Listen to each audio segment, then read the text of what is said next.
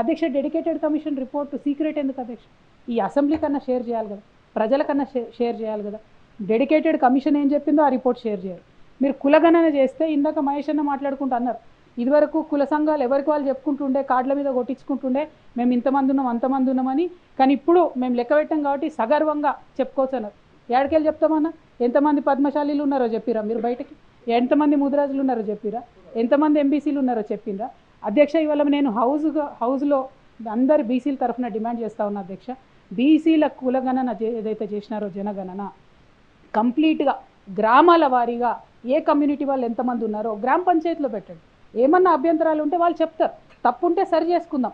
సరే ఒకవేళ వాళ్ళు 56% ఉన్నా మేము 42% రిజర్వేషన్ ఇస్తామంటే ఇట్స్ ఓకే, పాలసీ డెసిషన్, అందులో తప్పు పట్టం మేము, అది మీ ఎన్నికల ప్రామిస్, మేము ఇంతే ఇస్తాం. కానీ లెక్కలు తప్పు చెప్పడం వల్ల ఫ్యూచర్ జనరేషన్స్కి ఇబ్బంది అవుతుంది, అది విద్యలో ఇబ్బంది అవుతుంది, రేపు పొద్దున ఎంప్లాయ్మెంట్లో ఇబ్బంది అవుతుంది, ప్రమోషన్ల విషయంలో వచ్చినప్పుడు ఇబ్బంది అవుతుంది, మనమే మోసం చేసుకోవడం అవుతుంది తప్పితే ఇంకోటి కాదు. కాబట్టి ఖచ్చితంగా భూసాని కమిషన్ రిపోర్టు టేబుల్ చేయాలి అధ్యక్ష. కులగణన వివరాలను కూడా గ్రామ పంచాయతీల వారీగా టేబుల్ చేయాలని చెప్పి నేను డిమాండ్ చేస్తా ఉన్నాను అధ్యక్ష.